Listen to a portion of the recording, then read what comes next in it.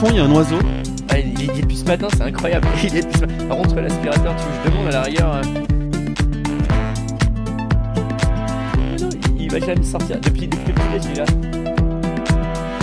À mon avis, je vais pas mais tu le fais toi, du coup. C'est pas trop chiant.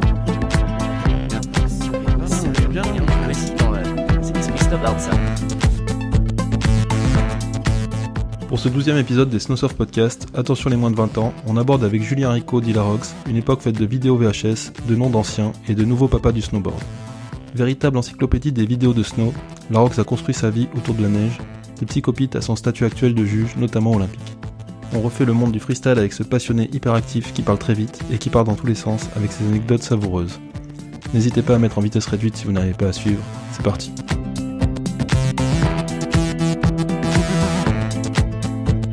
Salut Julien Rico d'Hilarox. Salut Mathieu, salut Snowsurf. On commence toujours ce Snowsurf Podcast en demandant à notre invité où est-ce qu'on se trouve, où est-ce qu'on est là. Eh ben écoute, ça tombe bien qu'on fasse ce podcast. Ici on est à Annecy du coup, et on est au High Five en fait. High Five Festival, qui est un festival à la base de films de ski. Et il y a aussi du snowboard, une partie snowboard. Et donc voilà, on est là, on est dans le lobby de l'hôtel, on est bien, on a fait une petite soirée hier, donc c'est parfait. Je suis en bon hangover, c'est parfait pour faire cette interview. Et puis voilà, non écoute, voilà, enfin, je vais peut-être pas répondre à toutes les questions maintenant, mais ouais. Non, je te charrie. Non mais après c'est la pression, je sais que tu as fait l'interview de Jérôme Tanon ce matin. Passer après Captain Tanon, il va falloir que ça va pas être facile parce qu'il est bon ce con, il est bon très bien. Il est bon, il a 2-3 trucs à raconter. 2-3 trucs et puis ouais, c'est un génie, il est atteint d'une douce folie, c'est un mec génial. Et alors ouais, tu casses un peu mon podcast parce que je sais pas quand on va diffuser cet épisode, donc t'as donné des dates, des gens. Ah merde, ok, bah après, écoute, tu te débrouilles avec ça. Et ouais, t'as bu hier soir, c'est marrant parce que j'ai commencé comme ça avec Tanon aussi, t'es quelqu'un qui boit toi ? Alors très peu, modérément, tu vois, vraiment, c'est pas mon style, tu sais, cette vieille histoire de psychopite, il y a 20 ans de ça, enfin bref, voilà. Non, hier, on était à la soirée on était à la soirée de la Before, enfin la soirée d'opening du High Five, et du coup, j'avais invité Jérôme, et on avait dit on boit 2 verres, et puis j'ai fini avec David Tigasvanian de Act et Flo Lemaire à 4h du mat au téléphone rose, et voilà quoi.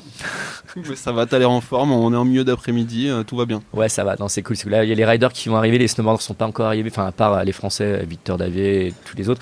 Et là, les autres internationaux arrivent, donc là j'attends Elias Elrar qui devrait pas tarder, devrait m'appeler d'ici peu de temps. Puis après t'as les Suédois, Kevin Backstrom, Thor Lundström qui arrive, Sreven van der Meer, Max Burry, David Ditche, il y a quoi, ouais, c'est une bonne, donc c'est cool, il y a quand même pas mal de snowboarders qui viennent, donc c'est cool dans ce festival, c'est qu'il y a une petite partie dédiée, il doit y avoir 5% dédié au snowboard, mais du coup je suis le coordinateur snowboard pour le festival, donc je m'occupe de tout ce qui est film, rider et tout, donc c'est cool, mais j'avoue que c'est assez soft pour moi, c'est cool. Bon, on va y revenir, mais c'est vrai que t'es quelqu'un de multicasquette, mais j'y reviens un peu plus tard. Je voulais d'abord commencer par les débuts. Et comment ça a commencé le snowboard pour toi Vas-y, réponds. De toute façon, je vais pas te demander de couper ton portable. Son portable va sonner tout le long. Ça va être horrible. Ce podcast va être bordélique avec Julien Rico. Ça va être sympa. Ouais. Non, mais en plus, ouais, parce que les riders, ils arrivent cet après-midi, donc du coup, et puis la plupart, parce que on est quand même des snowboarders. Ça fait 3 mois qu'ils savent qu'ils viennent et je leur ai demandé quelle heure vous arrivez et tout pour organiser les shuttles, aller à Genève et tout, et il n'y en a aucun qui l'a fait. Ils ont pris leur billet d'avion hier, donc c'est le bordel, il n'y a rien de prévu, enfin c'est à l'arrache. Alors que les skieurs c'est tout bien comme il faut, alors que moi je me tapais pire, mais c'est pour ça que j'aime ça aussi. Donc, mais on va y revenir avec tout ça, mais je voulais vraiment commencer par le tout début et par la première fois que tu as strappé un snowboard. La première fois, alors c'était en 1990. Et oui, messieurs, dames, parce que Julien Rico a des petits poils blancs dans la barbe. Ouais, j'avais 10 ans. C'était à l'Alpe d'Huez. J'avais une Burton Air avec des coques rigides et j'avais des chaussures de ski dans les coques. C'était assez ouf. Et c'est ma mère qui m'a mis sur le snowboard. C'est assez incroyable. C'est ma maman qui m'a mis sur un snowboard parce que mes parents sont des dingues de montagne et j'étais c'est un peu con, mais petit con fils j'étais un peu blasé du ski, je voulais plus monter à la montagne, je voulais plus faire de ski, j'en avais vraiment marre, et des fils des potes à mes parents ont été les pionniers un peu du snow à l'Alpe d'Huez où j'étais, et elle m'a dit essaye et tout machin, et elle m'a pris une semaine de cours sans me demander, où je fais mon premier cours, je me souviens c'était un lundi, j'y arrive, le mec me donne des bâtons et tout avec la board, la board alpine avec des coques, avec les chaussures de ski, j'avais des bâtons passé la journée le cul par terre. Moi, j'y arrivais pas. Je suis rentré capricieux, j'ai jeté la planche. Non, plus jamais et tout. Mais bon, écoute, je t'ai payé la semaine de cours, tu iras jusqu'au bout. Et à la fin de la semaine, je parlais que de ça. Je suis devenu addict. Et, ça doit être comme l'héroïne, je sais pas, j'ai jamais essayé, mais ça va être pareil. C'est une addiction de ouf. Et je parlais que c'était mon rêve, c'était ma passion, un coup de foot, quoi. Un coup de foot, ouais.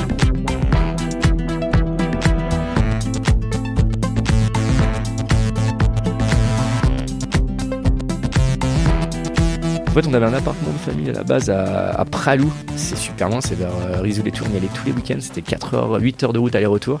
Et finalement, avec des amis, ils ont commencé à louer un appartement à l'Alpe d'Huez, c'était à côté. Et puis, je devais avoir 7 ans, je crois. Et 2 ans après, ils ont acheté un petit appart et tout. Et voilà, c'est pour ça l'Alpe d'Huez. Ouais.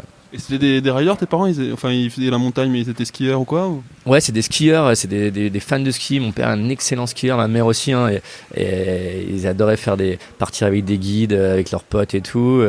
Ils m'ont mis sur des skis très tôt. Hein, j'ai des photos, j'avais 2 ans, donc j'étais relativement jeune. Et c'est marrant de voir ces photos avec des skis et tout. Mais ouais, c'était bien des mordus de montagne, ouais, encore maintenant. Ouais. Et donc 10 ans, tu prends le virus du snow et après, comment ça se déroule un peu Eh ben, je faisais quand même encore du ski forcément, donc j'alternais la première année. Je me souviens, j'alternais les week-ends où je faisais des skis, où je louais du snow, j'avais loué un monoski une fois, c'était marrant. J'ai tout essayé, toutes les conneries et tout, c'était assez marrant. Des trucs un peu chelous, tu sais, où t'as je sais pas comment t'expliquer, tu sais, t'as un ski et t'as le ski derrière dans une espèce de truc en plastique, tu vois ce que je veux dire? Je sais pas comment ça s'appelle. J'ai tout essayé les trucs un peu débilos, et j'adorais vraiment le snowboard, mais j'ai pas eu ma première planche tout de suite. Je m'en souviens, je suis allé à mon premier mondial du snowboard en 93, donc 3 ans après, et c'était avant Noël du coup, et mon père m'a acheté ma première planche du coup comme il s'appelait Yellow Cab, ça s'appelait ce magasin, je crois, sur la place Vénas, si je me souviens bien. Il m'a acheté ma première planche là-bas, c'était mon cadeau de Noël forcément, mais bon, j'avais le droit de l'avoir avant. C'était une David Vincent, c'était le premier de David Vincent chez Snowboard, et avec des coques, avec des fixations Emery. Je dis des coques, à l'époque on disait des coques, fixations Emery, des bindings, et je dormais, je m'en souviens, j'avais mis du Venilia sur ma planche pour pas l'abîmer, qui partait tout le temps, et je dormais avec ma planche. Mes parents me prenaient pour un taré. Je dormais dans mon lit avec ma planche de snowboard, un taré. Donc c'était la David Vincent. Ma deuxième planche était une David Vincent aussi, donc j'étais un ultra fan, et l'histoire est marrante, l'histoire est cool, parce que du coup dans le futur, David est devenu un de mes super potes, et on a fait des 400 coups ensemble. On s'est beaucoup battu aussi. Il m'a souvent cassé la gueule en soirée, je dois l'admettre. Mais ouais, c'est quand même fou. L'histoire est assez cool. Faut qu'on en parle, parce que c'est une des personnes que j'aimerais vraiment avoir en podcast, David. Eh ben, tu vas galérer, parce que ça va sans doute jamais arriver. Ouais. C'est ce qu'on m'a dit déjà. Il veut plus entendre parler de snowboard pour d'autres raisons que je peux pas vraiment dire. On veut dire en off, mais ouais, non, il veut plus entendre parler du tout. Bon, bah tant pis, mais c'était mon héros aussi quand j'étais jeune, et évidemment j'ai eu la board, un snowboard la bleue avec le... Ah là, t'as eu la bleue, moi j'ai eu t'as eu la première toi en fait. La toute première c'est la bleue, moi j'ai eu la deuxième, la verte. La deuxième et la troisième qui était orange, si je me souviens bien, ouais, j'en ai eu, ouais. Ça c'est bon. Et pourquoi la Rogs? Pourquoi on t'appelle la Rogs? Alors déjà tu t'appelles Julien Haricot, ce qui doit pas être complètement facile quand t'es jeune, et en plus quand t'es snowboarder, mais pourquoi t'en es venu à t'appeler la Rogs? C'est marrant, ce nom Haricot, en fait, j'en ai jamais souffert, parce que j'ai toujours été c'est con, mais j'étais du primaire jusqu'au bac, j'étais dans la même école. Donc je connaissais tout le monde, je faisais partie des meubles un peu, et je me suis jamais fait emmerder par ça, et les rares fois, j'étais très bagarreur, j'ai jamais eu trop de soucis pour ça. Et du coup, c'est vrai que tu me dis Haricot, avec un nom de famille comme ça, t'as pas besoin d'un surnom. Et ouais, du coup, j'ai eu un surnom, et c'était en 94, c'était à l'Alpe d'Huez. Et en fait, on était tout un groupe de riders, on était quelques jeunes et tout, dont Julien Joude, avec qui j'ai fait des vidéos Psychopute et tout, hein, qui est un de mes meilleurs potes. Il y avait une génération un peu plus vieille, avec Laurent Perrault, Aurélien Richard, qui ont 3 ans de plus que nous. Et on avait fait, c'était ma première soirée, et j'ai jamais bu d'alcool et tout. Et à l'époque, on aimait beaucoup ça, ils faisaient les tequila paf, bref. Et en fait, on arrive, on était dans un appartement où il y avait tous les locaux qui ont 4-5 ans de plus que moi, et on joue au jeu de la pièce. Tu vois, tu mets la pièce dans la tasse de café, c'est un jeu d'alcool, quoi. Bref, un jeu de soulard qu'on aimait bien, et j'étais hyper bourré, et j'étais odieux toute la soirée avec le gars chez qui on était, qui était un peu pas le boss, mais qui s'appelait Kelly, qui était un peu, on va dire, le boss du crew, un peu le leader et tout.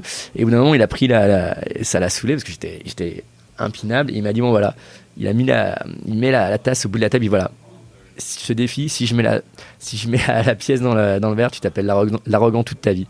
Et forcément, il l'a mis. Et là, tout le monde hurle. On était 20, tout le monde hurle et tout. Moi, je rentre dans un état machin. Le lendemain, j'arrive quand même à aller rider. Et là, j'avais oublié forcément tout ça. Et tout le monde m'appelle l'arrogant. À l'arrogant en rigolant. Et c'est resté. Et c'est David Grattalou d'ABS. C'est Gratt. Qui arrêtait pas de m'appeler comme ça tout le lendemain. Et du coup, c'est resté comme ça. Donc, l'arrogant en soirée. Mais je vous rassure, en soirée, j'ai été, mais dans la vie, je suis loin d'être arrogant. Je déteste les personnes arrogantes. Mais c'est un de mes traits de caractère de l'époque quand j'étais en soirée et que j'avais bu. Oui, c'est vrai que j'ai été un petit peu arrogant, un tout petit peu.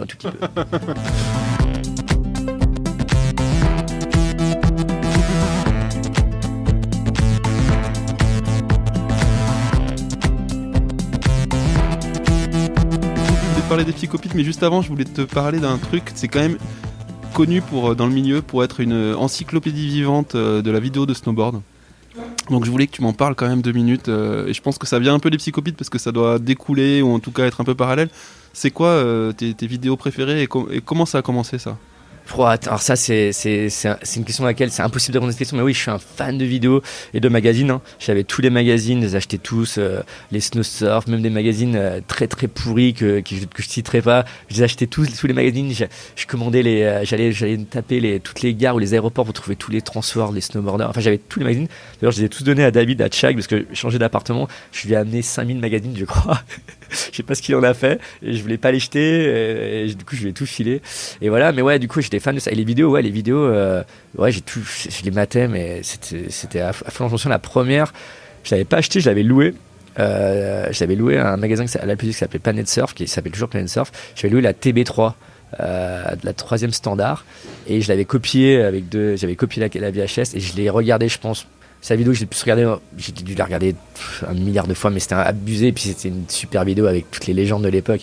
Terrier, Jamie Lynn, Peter Line, tout, Jim Rip. Je l'ai maté 1 milliard de fois. Et la première vidéo que j'ai achetée, c'était une FLF juste après qui s'appelait Getting Some, qui vaut ce qu'elle vaut, mais du coup je les ai bien rouillées celle-là. J'avoue que c'est assez marrant. Voilà. Et ma préférée, pour répondre à ta question, parce que je pars dans tous les sens. La vidéo préférée, c'est tellement dur de dire ça honnêtement, mais forcément je suis un peu. Si tu devais faire un top 3, allez, si c'est pas la préférée, si tu devais faire un top 3 en te rappelant un peu toutes ces années, ces 20 ans de vidéos. Ouais, c'est ça, c'est chaud, mais je crois que ma préférée, c'est une MacDog de 1995, qui s'appelait Meldon Project. Elle est ouf avec la part de Ingmar Bachmann à la fin sur Dead Kennedys. Puis il y a tout, ils sont tous dans la vidéo, quoi. Comme les riders, je t'ai dit, Ingo à la fin, Daniel Frank qui était à son apogée au début d'Atlantis, Terrier qui est en pipe. Moi j'ai jamais été j'avoue c'est bizarre, mais un big fan de Terrier, mais là il est incroyable. Peter Line, c'est mon héros c'est mon rider préféré, et Jimmy, c'est mes 2 riders préférés. Dave Lee, Todd Schlosser, Alistair Schulz, il y en a, c'était ouf. Non, franchement.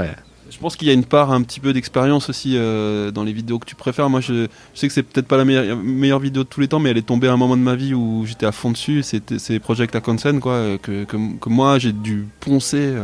Subject Akonsen. Ouais. C'était un an après. Ouais, la vidéo Volcom, elle est incroyable. D'ailleurs, on devait la mettre demain parce que je voulais que Terrier vienne. Et finalement, il est parti faire un trip de surf, il est pas venu. On voulait l'inviter en guest pour le festival et on voulait projeter justement Subject Akonsen au cinéma et tout, mais du coup il est pas venu. Du coup finalement on met 2 Garden. Finalement j'avais appelé les gars de Volcom et on met 2 Garden demain au cinéma à plein air. Ouais. Donc voilà. Et donc du coup je pars en tous les. Donc Meldon Project de MacDog. Et après c'est un peu compliqué.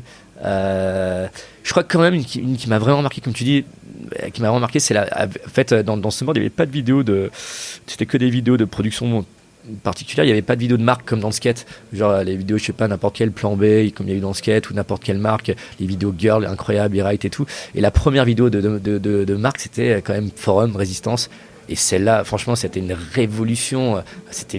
Là, l'introduction où Peter Line il casse la gueule à tout le team. Les musiques sont incroyables. Celle-là, elle m'a vraiment marqué. Vraiment, je pense que elle m'a vraiment marqué. Et sinon,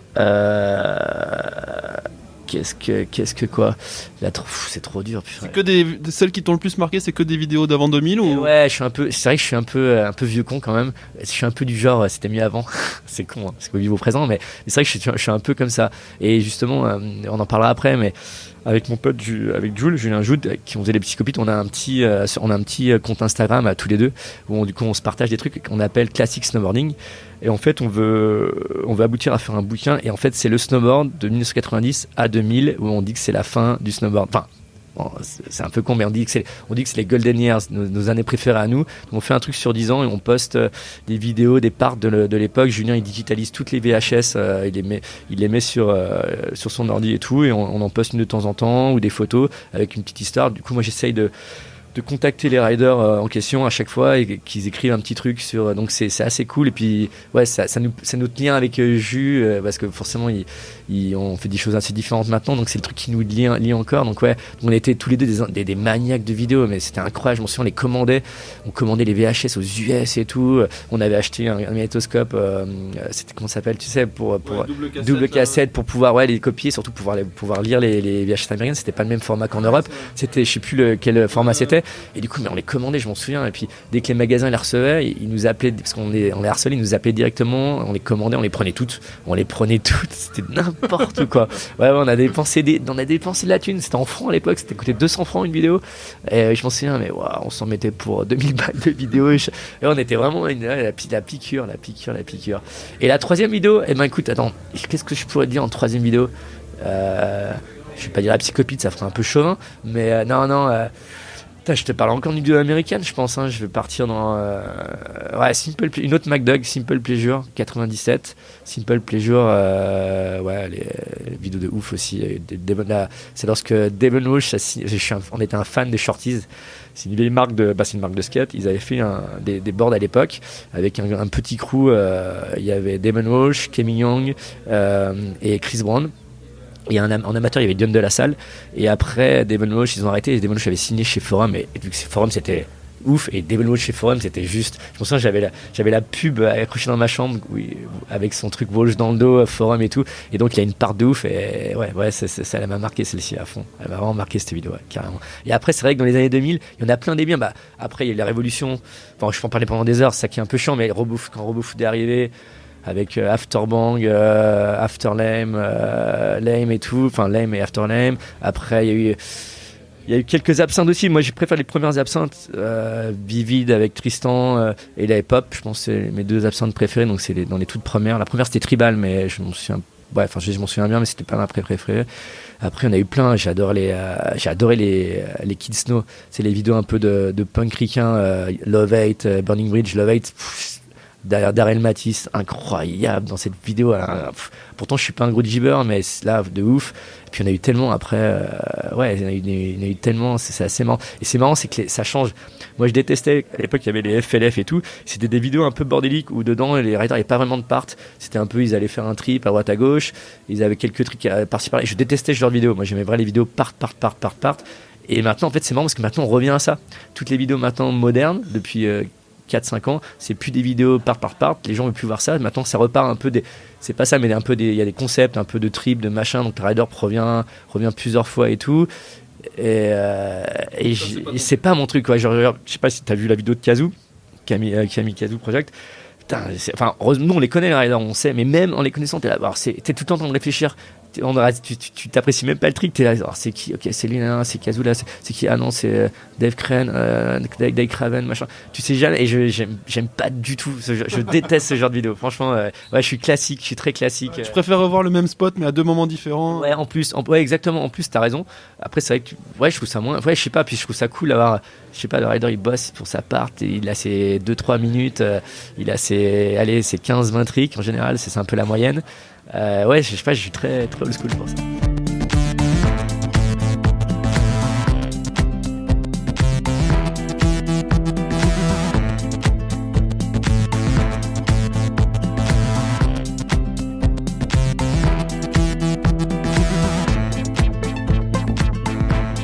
Et du coup, ça nous amène sur les psychopites. C'est quoi l'histoire des psychopites? Ça commence comment? Et j'imagine que voilà, avec Julien, vous êtes à fond de vidéo et l'idée d'en faire une. En fait, on a toujours voulu faire on était à fond. Et c'est vrai qu'on avait acheté des vieilles Super 8 tous les deux. On avait acheté des Super 8, on voulait faire notre petite vidéo toute fun et tout. On était parti au Canada avec Pépé et Aurélien Richard, et on était partis tous les quatre. On avait filmé, on avait fait une petite vidéo de potes, du coup, qui Excuse-moi, j'ai des retours de la veille. J'ai de vomir sur le micro, non, je rigole. On avait fait une petite vidéo qui s'appelait A-Team. On avait juste fait en Super 8, on avait bien galéré, c'était rigolo, mais juste pour les potes. Et après, on était vachement influencé vraiment par la première vidéo Wildcats qui s'appelait pas Wildcats, c'était une vidéo Iris en fait qui s'appelait L'île Bastard. Et c'était tous les rushs du coup de Whistler des Wildcats en fait. Donc c'est-à-dire Pelcha, Devon Wall, John De La Salle, Chris Brown, Dave Cashen, tout, même avec leurs potes ricains, Mickey Leblanc, tout ça. Et c'était tous les rushs dans la vidéo des autres vidéos dans lesquelles ils filmaient vraiment, c'est-à-dire les rushs de MacDog ou n'importe quelle vidéo. Donc c'était un peu leur be-footage, si tu vois ce que je veux dire. Et plus soirée, c'était un mélange de soirée et de snowboard. Et même il y en a certains, ils ont un trick et que des soirées et tout. Et nous, ça nous parlait trop parce que on avait 18-19 ans et à fond de soirée, de snowboard, c'était un peu notre vie. Et on s'est dit, ouais, on va faire pareil. Et on a fait pareil. En fait, on a vraiment filmé. On avait chacun notre caméra, donc tous les deux. Paco avait sa caméra aussi. On était 3-4 à des caméras, les petites DV-cam, c'est toutes petites, avec les petites cassettes et tout. Et on a filmé pendant 1 an. Et on monte cette vidéo. Et ça devait être un truc de potes, vraiment de potes. Et il y avait tous nos potes, donc tout notre crew de français, avec Nicolas Boitier, Xavier Marcoux, Pépé forcément, Aurélien, et puis même Fred Desmar, des freestylers qui est dedans, les Fred. Il y avait nos potes, il y avait nos autres potes aussi, Romain Demarchi, Matt Johnson, Björn Mortensen, Guy Girouf, enfin tous nos potes un peu d'étrangers, Pavo Tikanen, Nika Backstrom, enfin tous les gars qui ont envoyé toute la saison sur les contests ou autres. Et on fait vraiment cette vidéo pour de potes et tout. Et on fait une petite avant-première à notre appart à Annecy. On vivait à Annecy, on était au ski études à Annecy à l'époque. Petite avant-première à l'appart avec quelques potes, dont les Fred de Freestyler. Enfin, là, tous les potes de Lyon. On était une quarantaine. Et tout le monde kiffe la vidéo. Et ils disent, mais faut faire un truc et tout, machin. On fait, ouais, on se rendait pas compte en fait du truc. Et ils disent, ouais, direct. Et Fred nous dit, nous, on la met dans le mag, quoi. Allez, c'est parti. On fait waouh. Donc on la met dans le mag. Et là, je m'en souviens, on fait la fameuse avant-première au Mondial du Snowboard, place de Vénosque, dans ce fameux bar. C'était un de mes meilleurs souvenirs de snowboard de ma vie. On fait ça avant-première, le bar était full. Et là, t'as David Gratalou qui arrive avec un carton de bombes de chantilly. Et ça a été un carnage, mais un carnage. C'était on avait acheté une vieille 4L qu'on avait peint en rose avec écrit Psychopite dessus. On était monté en voiture sur la place de Vénosque, machin. Enfin, c'était n'importe quoi. On était déguisés. Enfin, c'était génial. Et du coup, ça a pris. On s'est fait complètement un peu dépasser par le truc en fait. Même parce que ça a une ampleur, même au-delà des snowboarders, même des gens qui met ça. Enfin, je sais pas. Ça a parlé à pas mal de gens, hein, vraiment. Et ouais, on s'est fait un peu on pensait pas qu'il y avait cet impact. Et après, on était invité à pas mal. Burton nous avait pris pour leur tour de vidéo en Europe. On faisait la vidéo, comment tu dis, comme un concert, l'avant-première avant et tout. Et il y avait des gens qui gueulaient plus pour notre vidéo que la vidéo de Burton. Enfin, je dis ça sans être arrogant, hein, mais c'était dingue. Et puis les soirées, tout ça. Enfin, c'était. On s'est fait dépasser complètement par le truc. Mais c'était génial. Et la première, elle restait la première. Après, on a fait 4. Donc il y a eu Psychopite, c'était en 2001. Pourquoi Psychopite ? Alors voilà, l'histoire. Je t'ai interrompu, mais il faudrait que tu reviennes après. Non, t'inquiète pas, l'histoire est toute bête. On était invités, il y avait un Big Air à l'époque à Londres, à Battersea Park, et on était invités au Big Air en fait pour rider. Donc il y avait Pépé, Laurent Perrault, Pacom et moi, on devait faire le contest. Et du coup, on part tous les trois et Jules, parce qu'on a décidé de faire cette vidéo. Jules qui ridait plus, il s'était fait les croisés juste l'année d'avant, donc il voulait consacrer son année pour nous filmer. Et aussi Sébastien Marc, notre pote Sébastien Marc, et David et Yannick Robert, on est tous les 6. Et on prend cet avion à petit aéroport de Saint-Étienne et tout pourri et tout. L'avion est en retard et tout, et on est au bar, et on boit des bières. L'avion était en fin de journée et tout. Et on arrive dans l'avion, on était déglingué, et là, Seb sort une bouteille de vodka et tout, machin, et on fout le bordel et tout. Et j'ai une anglaise devant moi, une vieille dame qui se retourne et fait shut up. Et je parlais pas anglais et tout, je fais hey, we are psychopates. Je voulais dire psychopathe, mais je savais pas dire ça. Donc c'est parti ça en fait, les psychopates, ça vient des psychopathes dans le cockpit. C'est ça en fait l'histoire. Et c'est parti là-dessus. Et c'est parti, on a déconné là-dessus tout le week-end. Du coup après on a revu nos potes, on voit nos autres potes à Londres. Du coup il y avait Darius et Richian, il y avait Yoni Malmi, Pavotka, enfin tous nos potes qui on traînait. Et donc là Seb qui écrit en gros sur la recette du Big Air psychopite en gros et tout. Donc tout le monde c'est parti c'était un week-end de folie en plus. C'était c'est parti de là en fait. C'est parti d'une de mes conneries, de mon franglish de merde. Et c'était rigolo. Et donc à la base on est 6 et puis après on a agrandi le crew, ça a grandi avec les merdeux, avec on les appelait les merdeux à l'époque. Maintenant c'est des trentenaires, mais avec Morgane, le faucheur, Matt Crêpe, Bourbous, Tristan Picot. Donc après il y a eu Arthur aussi, Rémi Lamazouer, tout Nicolas Droz aussi. Enfin il y a eu ça s'est bien agrandi. La famille s'est bien agrandie, on va dire. Et c'était des bonnes années. C'était un peu la scène française, quoi. Ouais, la scène française, et plus aussi des potes, quelques potes étrangers aussi, qui étaient, on mettait toujours les mêmes un peu. Il y a Björn Mortensen était dans toutes les vidéos aussi, notre pote norvégien. Et il y avait 2-3 riders qui étaient toujours là, c'est cool. Et donc ça s'est arrêté quoi dans les années 2003, 2004 ? En fait, la première vidéo, on l'a fait en 2006, la Fiasco. On a eu 2 qu'on a fait, Psychopit, 2002. L'année d'après, on n'a rien fait parce qu'on faisait toutes les avant-premières et on faisait que des soirées, c'était un peu... 2004, on a fait... c'était Fun. 2005, on a fait Almost Friends. Et la dernière Fiasco, qui sont un peu plus sérieuses que les autres, mais bon, les gens ils nous identifient toujours à la première vidéo. On aurait pu faire n'importe quoi, ils nous identifient tout le temps à cette vidéo. C'est assez marrant. Et toi après, donc toi t'étais pro rider en ces années-là, tu vivais du snowboard, non ? Ouais, je suis en fait j'ai commencé à être pro rider pile poil l'année on filmait la première, donc en 2002, je suis passé pro en 2000. J'ai mis, en fait j'étais sponsorisé à l'âge de 16 ans chez une marque qui s'appelait Generics. C'était la sous-marque de Elan.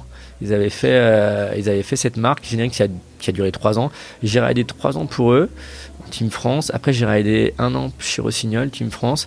Après Léo m'a fait passer chez Burton et j'étais en Team France une demi-année, puis je suis passé...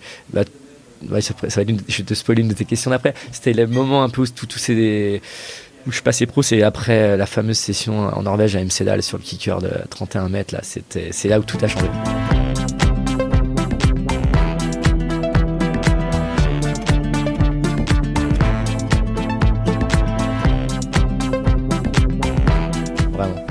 Ça a été un photoshoot Burton où j'étais pas invité, où Léo Villemain, mais c'est un peu mon... Léo Villemain, donc, qui est un des piliers de Burton France. Exactement, Léo qui était un peu mon père spirituel, qui m'a poussé à aller là-bas et tout.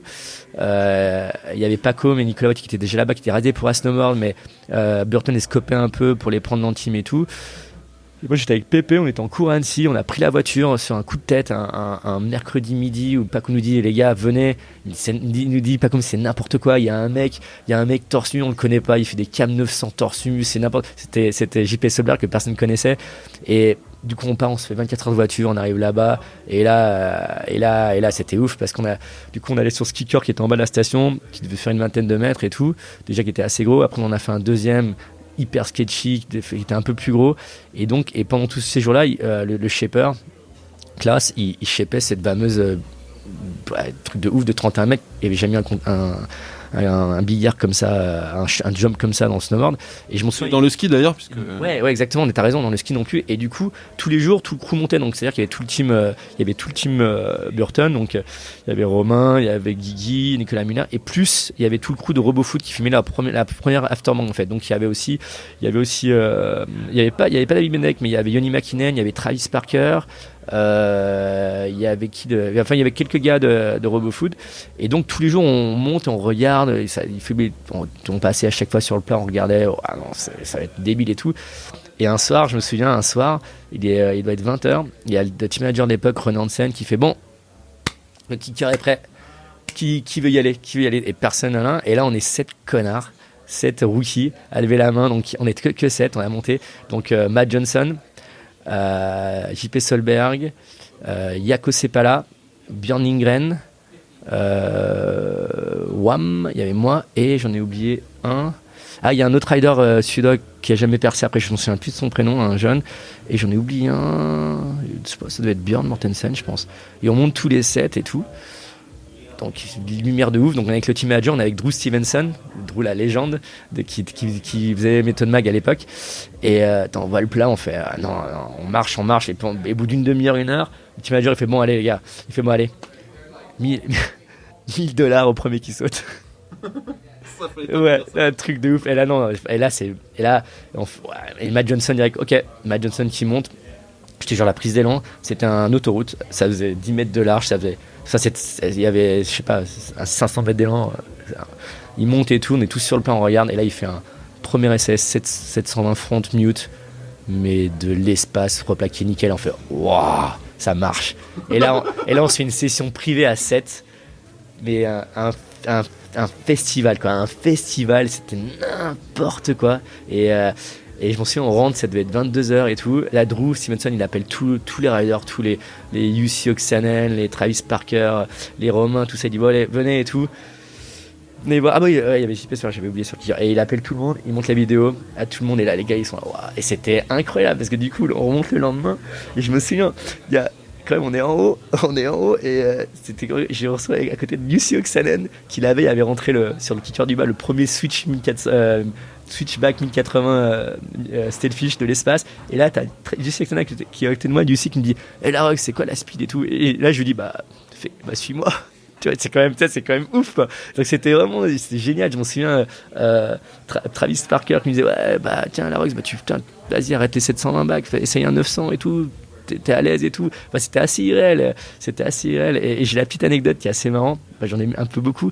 C'est qu'il y avait aussi du crew after one. Il y avait le rider qui s'appelait Bobby Mix. Bobby Mix qui ridait pour Joe Ride à l'époque. Il y a eu un promo chez Joe Ride. Il ridait il faisait partie du crew de RoboFood en fait. Et en fait, ce gars-là j'avais fait un camp d'été en 96 à Verbier, le dernier Mountain Night. C'était un summer camp en fait, et je l'avais fait avec mon pote Julien, et puis Adrien Katia, un autre pote. Et ce gars-là, Bobby Mix, on était par groupe, on était des stagiaires, on avait un coach, et c'était mon coach en fait. Donc c'est lui qui m'a appris à faire des 720, la main sur le kicker et tout. Donc voilà, c'était mon coach pendant 2 semaines et tout. J'étais resté 2 semaines. Et ce gars-là, il me voit, il me reconnaît, il me fait Julian, it's you. J'étais halluciné qu'il me reconnaisse et il me fait you made it. Il was like, you made it. Et il était trop fier en fait. Il fait quand on est sur le kicker, il disait c'est mon rider, c'est moi qui lui ai appris et tout. Il était trop fier. C'était super émouvant. Donc c'était assez ouf. Ce kicker il était dingue. Et je crois que il y a un seul rider qui l'a pris en switch d'ailleurs, et c'est David Pitchy. C'est David Pitchy, le nouveau marketing manager de Yes. C'est David, c'est le seul qui l'a pris ensuite. Il avait fait un Cap 5.4 et c'est le seul. Il y a personne. C'était tellement monstrueux que personne n'allait peindre. C'était déjà assez ouf. Et puis je t'avoue que même personne partait en switch et chacun faisait.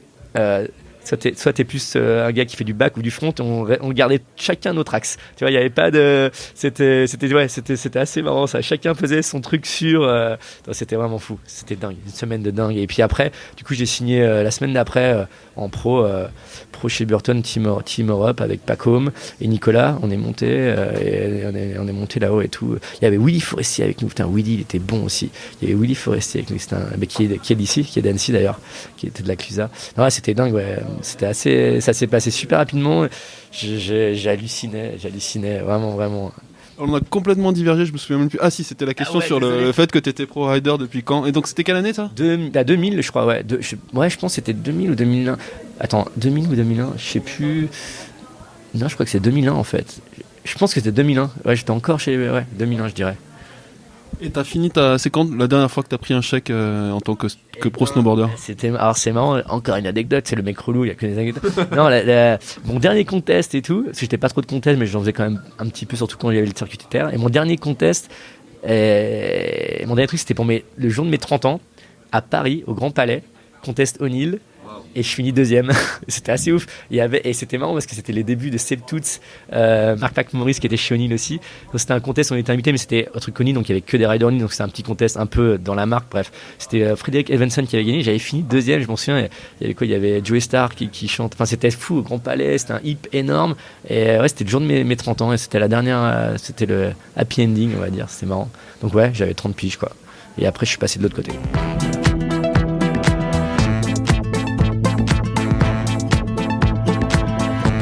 Depuis 10 ans, tu es de l'autre côté et tu fais pas mal de choses.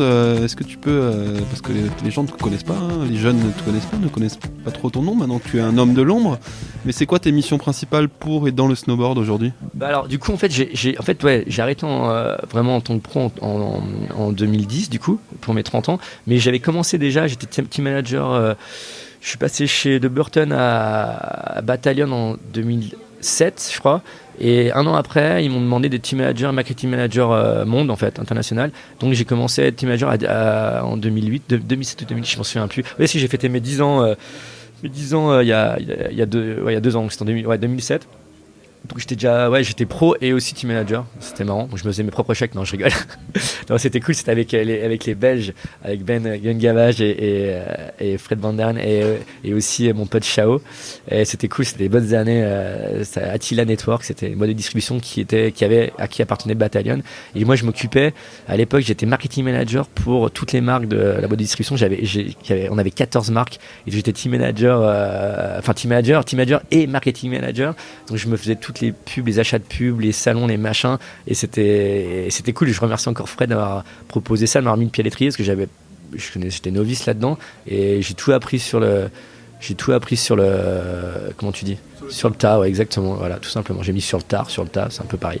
Donc voilà, ouais, c'était assez cool. Et donc du coup là maintenant, pour faire court, mais pas court, donc je suis toujours team manager international pour. En fait, c'est le groupe s'appelle Low Pressure Studio. On est basé à Amsterdam. On a 3 marques qui nous appartiennent.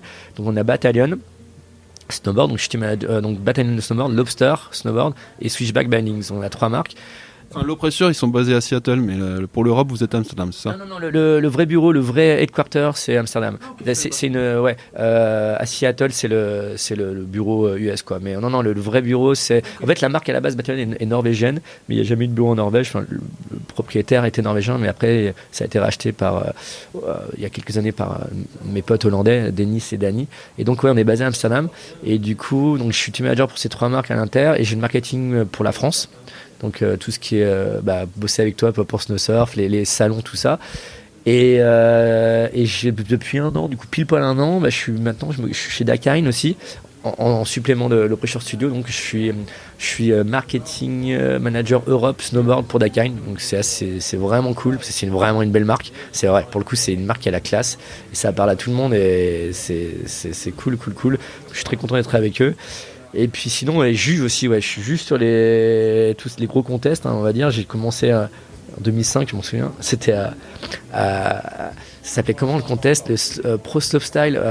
C'était un TTR 5 étoiles à Avoria. Et pareil, c'est que des circonstances bizarres. Donc, c'était Arthur qui avait gagné c'est un quarter de face, c'est Arthur Alongo qui avait gagné.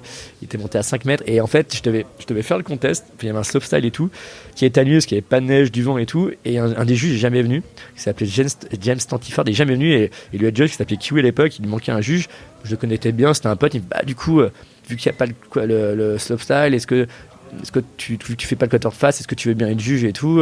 Je suis ouais, tiens. Du coup, avec Paco, on a jugé le quarter face, c'était cool.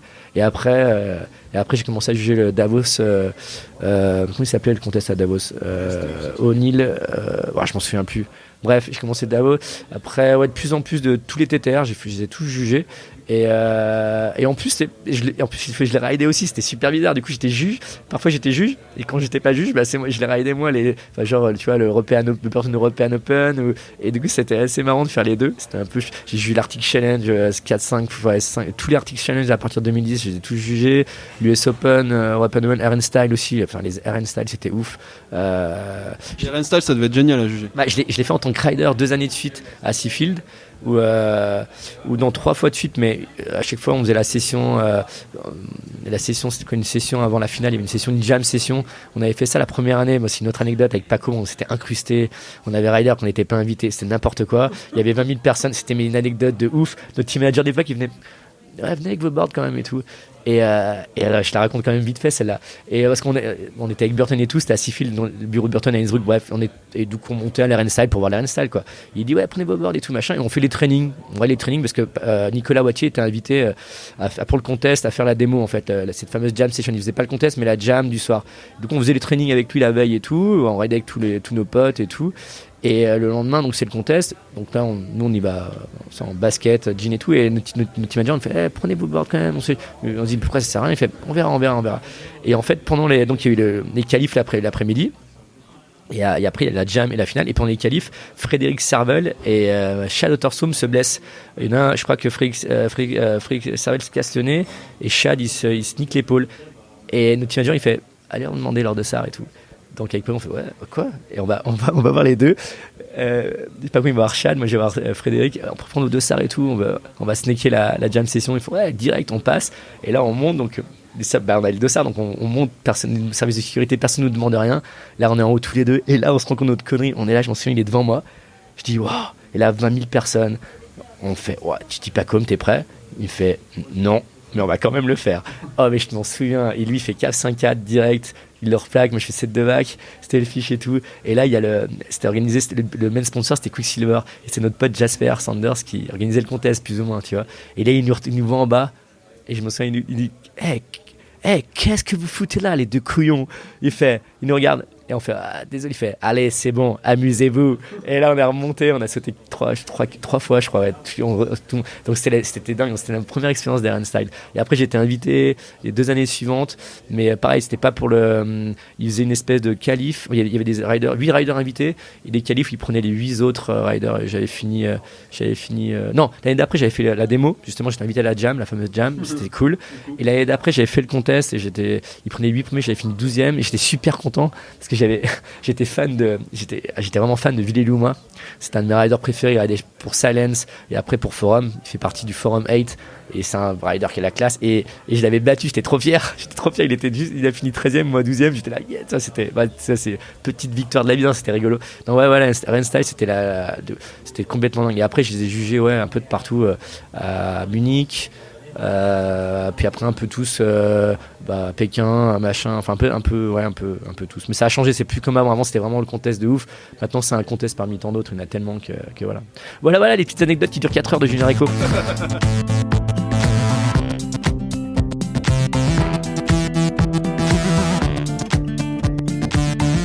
Et t'as quand même jugé des trucs un peu gros calibre.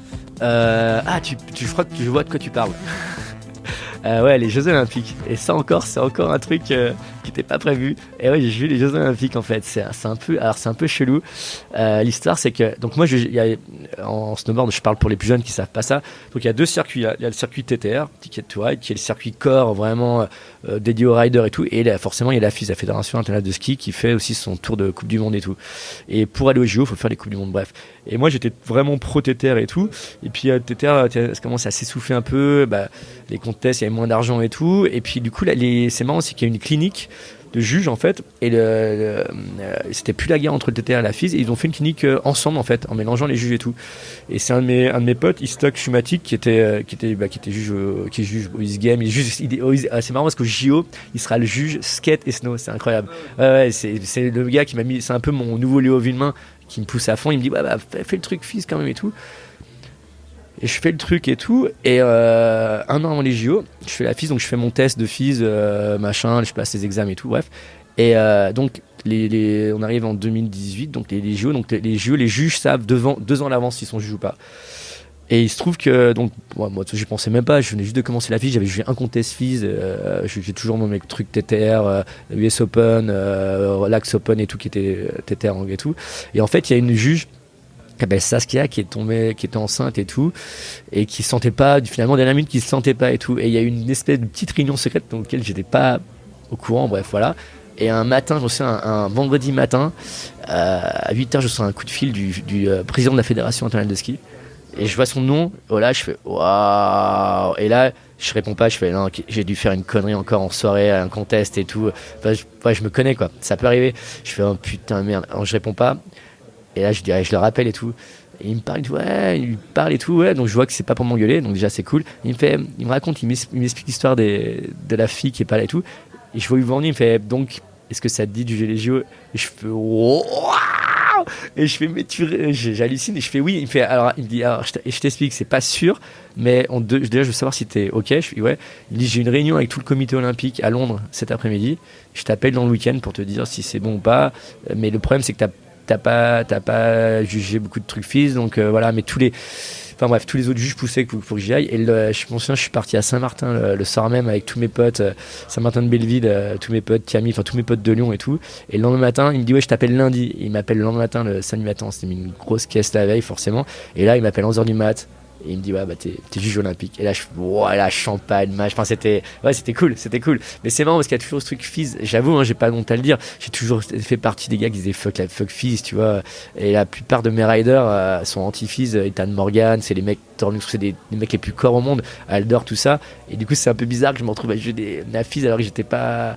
Après, maintenant, ça a beaucoup changé aussi, faut bien le dire. Hein. Ouais, parce que c'était une de mes questions aussi. C'est quoi ton point de vue par rapport au JO et au snowboard ? Ouais, franchement, non, c'est plus carré en fait que le TTR, mais c'est les mêmes juges, c'est les mêmes gens, c'est les mêmes riders maintenant. En fait, il y a plus c'est plus comme avant où en fait, avant la FIS c'était un peu les riders je vais pas dire ça. Les riders un peu les moins forts, les riders connus faisaient le TTR, les stars on va dire, et les riders qui étaient vraiment contest faisaient la FIS, mais c'était pas les riders que tu voyais dans les magazines ou les vidéos, tu vois. À l'époque, il y avait vraiment une grosse différence, et maintenant tout est mélangé quoi, donc c'est assez différent. Et après la FIS je sais pas trop, après il y a toujours ce problème, c'est très politique, après il y a toujours cette histoire de Morgan Le Faucheur, il a un avis plus différent que moi par rapport à ça. Il y a toujours cette histoire de pour être prof de snow en France c'est compliqué, enfin bref c'est pour avoir cette fameuse licence c'est la merde. Donc ça je suis pas trop dans je suis d'accord avec lui mais je connais pas trop le truc, je me suis jamais vraiment poser la question trop, mais sinon non franchement c'est sûr que c'est plus carré, c'est une grosse machine hein, c'est une grosse machine et c'est pour ça d'ailleurs que j'ai compris pourquoi le TTR s'essoufflait, c'est que en fait tous les contests ils payent tous les contests en fait TTR t'avais pas de diffusion télé parce que c'est trop cher et tout, et la FIS tous les contests passent à la télé, donc forcément les contests les villes les pays et ouais, ils ont pas, eux, ça leur fait de l'audimat, c'est des, ouais, donc tous, ils sont tous passés du côté de la FIS, donc voilà, même l'Air Style, l'Axe Open, maintenant c'est la FIS. Il reste que encore vraiment en contest corps, c'est l'US Open qui restera toujours l'US Open, qui fera jamais partie de tout ça. Les Games forcément c'est différent. Il y a le Do Tour aussi, et puis le contest en Espagne, en Andorre, Grande Valira, qui est encore TTR, voilà c'est tout. Mais en fait t'as deux contests TTR, indépendant Do Tour qui est indépendant. Et aussi les games qui sont indépendants, mais du coup ça fait voilà c'est un peu voilà. Et toi qui vois tout ce monde du freestyle, j'en ai pour 5 minutes encore, mais on a divergé hein, c'est toi hein. Ouais, je sais, je parle trop. T'es bien tombé. Hein. Non mais c'est très bien, c'est très bien. Je parle pas, soit je m'arrête pas. Non, mais ça me va très bien. Après les auditeurs feront leur choix, ils peuvent s'arrêter quand ils veulent. C'est un podcast, tu peux l'arrêter. Les gars, désolé. Tu peux l'arrêter. Si t'en as marre de Julien Rico, tu peux arrêter maintenant. Je comprends. Mais ce que je voulais savoir, c'était toi qui suis vraiment le freestyle depuis longtemps, qui en a fait partie à une époque que tu appelles l'époque d'or, ce qui est marrant d'ailleurs parce que les années 90 c'est l'adolescence du snowboard, si on considère que ça a commencé en fin 79, 80. Ton époque d'or, c'est l'époque des adolescents, ce qui correspond un peu à ton style. Non mais c'est ça, ouais, exactement. Je suis toujours resté je vais pas dire young forever, ça fait un peu vieux con, et surtout qu'il faut un peu évoluer dans la vie et tout, mais j'ai toujours ce côté un peu enfant, c'est sûr. Alors, et j'espère le garder toute ma vie. Hein. C'est la base, on va dire, d'avoir encore être un enfant dans sa tête un petit peu, d'avoir 14 ans. Mais c'est vrai que les années 90, c'était l'évolution. En fait, c'est marrant, c'était l'évolution des tricks maintenant. Les évolutions toujours dans les plus de rotation, mais c'était vraiment l'invention des tricks, les rodeo back avec Peter Lane, les corkscrew front avec Daniel Frank. D'ailleurs, j'ai une anecdote pour le rodeo back. Tout le monde croit que c'est Peter Lane qui l'a inventé, et c'est pas Peter Lane. Le gars qui a inventé le rodeo back, et c'est véridique, c'est Romain de Marchy. Et Peter Lane l'a vu faire au Diableret, à un camp d'été. Et il a pas volé son trick, mais du coup il se l'a approprié, alors que c'est quand même Romain qui a inventé ce trick. C'est assez marrant. Bref, en tout cas c'est les années où il y a la création des tricks. Au début des années 90, les gens commençaient à faire un peu ça venait vraiment du skate, donc on commençait à faire du rail. Au bout de 2 ans, plus personne faisait de rail. Après, c'est revenu. C'est assez marrant. Ça a tourné super vite, les tendances et tout. Donc pour moi, c'est les années de ouf. Ouais, c'est vraiment. Et moi, ce que je voulais savoir, c'est toi qui donc suis de tout ça, qui en a fait partie. Où est-ce qu'on en est un peu aujourd'hui ? Qu'est-ce que c'est les tricks et où est-ce qu'on va ? C'est ça le problème. Hein. En tant que juge, je t'avoue que. C'est compliqué parce que forcément tu es obligé de juger la technique, il y a différents, tu juges pas mal de trucs forcément, le landing, l'exécution, le style, mais même si c'est subjectif, c'est un peu ça le problème aussi. Le snowboard et de juge ça veut tout rien dire parce que chacun a sa propre appropriation du style. Des riders que je vais pas aimer le style ou d'autres juges vont adorer le style, et c'est très particulier, c'est vrai, c'est subjectif carrément, mais aussi les tricks, j'avoue que c'est sûr que je préfère avoir un 3-6 front side grab de ouf parce qu'on dit pas frontside indie, on dit frontside grab. Chaque fois, on reprend pour ça. Non, c'est Scalp, notre pote Scalp, photographe, qui me reprend à chaque fois. Non, on dit pas frontside indie, on dit frontside air. Ok, Scalp. Il a raison. Et du coup, je préfère voir ça qu'un un switchback 1620 mute, tu vois. Mais bon, après, forcément, il faut bien les différencier. Et forcément, ça passe par des trucs de fou. Mais je m'en souviens, là, j'étais en Nouvelle-Zélande l'été dernier pour juger le Winter Games. Et on a eu le premier en contest, la première fois qu'on a vu un backside quad Mullen. C'était. J'ai bouffé son nom. Chris Corning. Ouais, donc c'était un backside 1800 Mullen en contest. On s'est dit, voilà, ouais, ça devient ouf. Et après, il y a des gars qui sont quand même des riders qui sont cool à voir. Je m'en souviens, c'était vraiment ouf le run putain, j'ai un problème. Je suis bourré, j'ai du mal à me retenir des noms. T'es pas bourré, t'es vieux. Ouais, c'est ça, c'est la mémoire. J'ai bouffé son nom. Comment il s'appelle? Tu vas m'aider. Rider japonais chez Burton. Otsuka? Non, pas Kazu qui était chez Burton, mais qui était Wiz Game à Oslo. Kadano. Exactement, Yuki. Putain, je suis plus s'il savait que j'avais bouffé son nom, il me tuerait. C'est un bon copain. Et bref. Et il avait fait un run de ouf, je m'en souviens. Dans son run, il fait switch. Ah ouais, il fait 2 après. Ouais. Switch 1601 et backside 1601. Et franchement, c'était cool à voir, quoi. C'était style, donc ça dépend. C'est très subjectif, mais j'avoue, oui, forcément, ça tourne de plus en plus et c'est très compliqué, même nous en contest. Tu vois, maintenant, avant, t'avais un billard. C'était le meilleur trick. Tu faisais tomber, t'avais je sais pas, 2 runs en demi-finale ou quali. Le meilleur trick en finale, t'avais 3 runs et c'était ton meilleur trick. Maintenant, on joue différemment. Ils ont 3 tricks, mais il faut qu'ils fassent 2 tricks complètement différents, opposés. Donc du coup, nous déjà, ça nous permet de plus de différencier. Parce que forcément, du coup, on essaie de trouver des nouveaux trucs pour les différencier parce qu'ils ont tous le même niveau, ils font tous les mêmes tricks. C'est un truc de fou. L'année dernière, on a jugé un contest. C'était à Corvat, c'est ça, ouais, en Suisse. Et il y a eu, sans te mentir, il y avait quoi? Il y avait beaucoup de riders, 60 riders et tout. Et en qualif, c'était Europa Cup, donc c'est un peu un niveau un peu moins que les Coupes du Monde. On a vu en qualif, c'était un billard, on a vu 30 backside 1080 mute, 30, et c'était les mêmes. Et comment tu juges ça? C'était les mêmes. Maintenant, c'est un truc de base que j'ai rêvé d'apprendre. Bref, et il y avait 30 fois le même trick. T'es là, mais c'est une blague, quoi. Et comment on fait pour juger ça? C'était les mêmes grabs, pareil. Du coup, on regardait les petits détails et tout. Mais ouais, tu vois ce que je veux dire. Ouais. Et maintenant, quand tu fais des contests, il y a des tricks que tu dois faire et tout. Après, en pipe, tu vois, ce qui est cool, c'est que t'as. Même si c'est le speed to win forcément, mais il y a quand même eu 2-3 trucs cool. Quand Danny Davis il avait son run de dingue, il y a eu des gars qui étaient, pour moi, Danny Davis, même si c'est pas le meilleur rider préféré, il a la classe. Arthur Longo, tu tues, mais de le voir dans un pipe, c'est juste du bonheur, quoi. Et puis des tricks originaux, c'est comme aussi Pat Burganer. Il fait des trucs originaux. Enfin, ils sont plusieurs ils sont pas comme, je veux dire, un peu les Japonais qui font tous un peu les mêmes tricks et tout. Mais il y a c'est vers ça qu'on va, c'est vers de plus en plus de techniques et de rotation. Vraiment, ouais, là, il y a des runs, là, tu verras cet hiver. Hein. Là, Scotty James, il fait des trucs de fou, même encore Sean White, t'aimes ou t'aimes pas, mais. T'aimes ou t'aimes pas, mais il est au-dessus. Au JO, il était 1m50 au-dessus de tout le monde. C'est ça. Moi aussi, je suis pas un fan du style en plus, surtout quand il fait ses indies avec le genou rentré, quand il grabe ses boots, on n'est pas fan, quoi. Mais t'es obligé d'admettre, le mec il est 1m50 au-dessus, c'est monstrueux. C'était monstrueux, donc oui, forcément. Donc, quand tu disais, on voit un contest avec 30 mecs qui font le même 1080, il y a pas, aujourd'hui, on peut pas retourner vers ce qu'on a vu, les Rainstyle. Enfin, moi, j'adorais les Rainstyle originaux, c'est-à-dire. T'as un trick de style et un trick de technique. Eh ben, on pense à plein de trucs. On a repensé à remettre ce système-là. Après, c'est compliqué parce que comment tu juges le style, comme tu dis. Exactement, c'est ça. Peut-être avec le public maintenant, avec les réseaux sociaux, avec les moyens. Non, mais c'est sûr. Mais c'est vrai qu'à l'époque, c'était cool quand tu voyais l'Air Style. Par exemple, je me souviens quand Darius il a fini deuxième avec un 5-4 back nose grab, c'était ouf, quoi. C'était des trucs normaux, j'ai envie de te dire. Et puis le style, quoi. Et maintenant, c'est un peu compliqué. On a pensé, on avait parlé en interne. Pourquoi trouver une autre formule, mais ça marchera pas. Peut-être pour des contests un peu différents, mais tout ce qui est Coupe du Monde et tout. Puis après, pour expliquer ça au public, déjà, je pense que le public, c'est ce que je disais la dernière fois, c'est assez marrant. On jugeait le contest de pipe, je crois que c'était l'US Open avec mon pote Stock, et on disait putain, mais regarde, en fait, regarde, tu comprends un truc à ce qu'on juge? Ouais, on comprend nous, mais on doit être 200 personnes dans le monde à comprendre les tricks et ce qui se passe. Il me disait, ouais, c'est parce que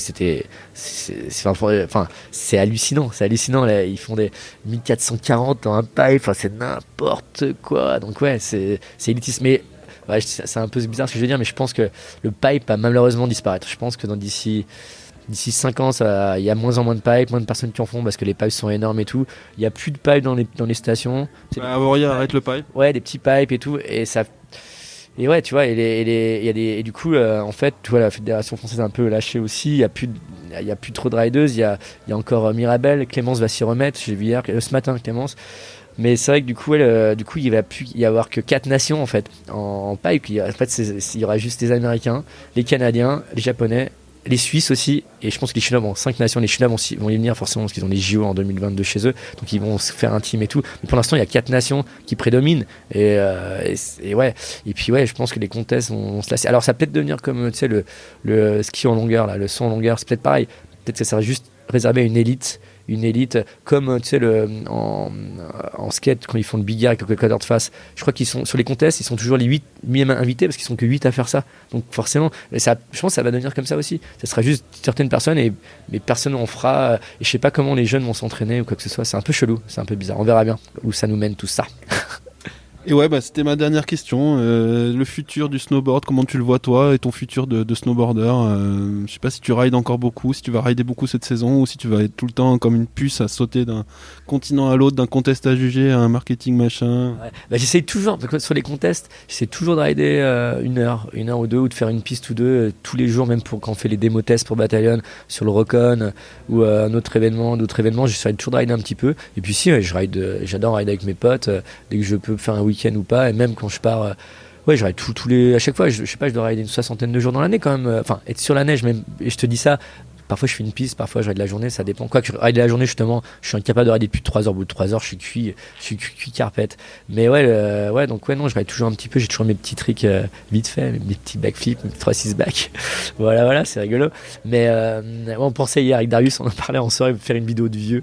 On aimerait bien faire une vidéo de vieux avec Darius, avec tous les vieux qui rident encore, ça serait cool. Plus de 40, 35-40, on aimerait bien, ça serait bien de faire plus de 40 ans, mais du coup pas comme il est encore un peu trop jeune. Mais ouais, on aimerait bien faire ça, une vidéo de 40. Tu l'invites? On invite en guest star. En guest, ça serait cool de faire ça. En guest jeune. Ça serait vraiment cool avec Romain, tout ça serait vraiment marrant, avec Guigui, Nico Muller et tout, ça serait cool de faire ça. Non ouais, et puis après le futur du snow, écoute, je sais pas, ça évolue. Sans être pessimiste, s'il te plaît.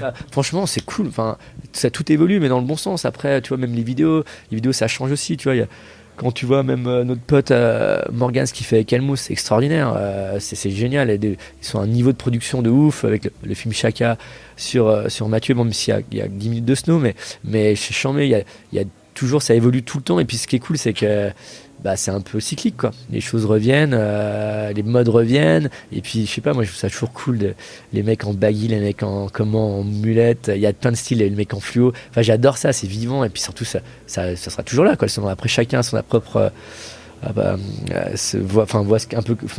voit un peu comme il veut, mais ouais, tant qu'on est là et qu'on se marre, tu vois, à chaque fois ce que fait Julien avec Bangimbi, je trouve ça génial, les petits événements top to bottom, et puis ça c'est vraiment le corps du snow, et ça existe encore, il y a un truc, et ça partira jamais. Après les contests c'est autre chose, ça on verra bien, mais en tout cas il y aura toujours une âme de snowboarder, et c'est ça qu'il faut, mec, c'est ça. Mais ouais, faites du snowboard, pas du ski, merde. Ouais, puis on est tous commencé à avoir quelques papas aussi. Ouais, c'est ça, et je trouve ça super cool d'ailleurs, parce que honnêtement, c'est que je sais pas à qui j'en parlais la dernière fois, et ça me faisait chier quand même de voir mes potes anciens pro snowboarders ou snowboarders qui mettent leurs gosses sur des skis. J'étais là, non et tout.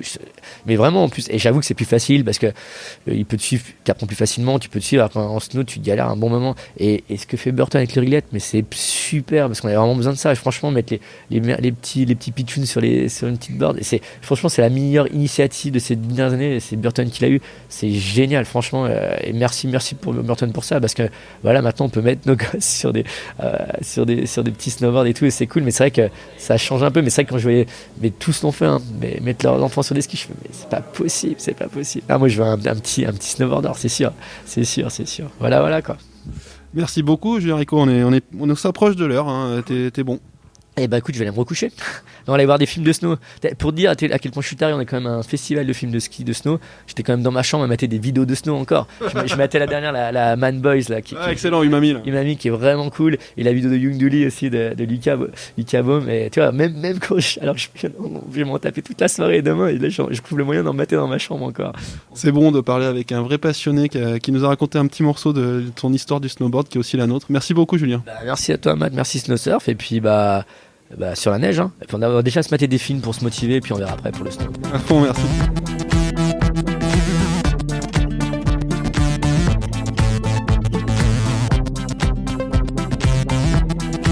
Cool, j'ai la tchatch, hein. Ouais, tu vas galérer, ça. Désolé, mec. Tu vas pas me lancer là-dessus, hein. Comme je disais, le backside 1080, c'est le 720 de maintenant, même 3.6 back, j'ai envie de te dire, en contest. C'est le truc que tu dois. Enfin, c'est ridicule. Ils ont un niveau de ouf. Et ça avait fait marrer parce que même des potes à nous, on était dans les cabines aux Deux Alpes, on descendait avec Seb, Pépé et tout, on est avec Enzo, Nio. On est avec Enzo et on parle de Jamie Lynn, quoi. Et il fait qui?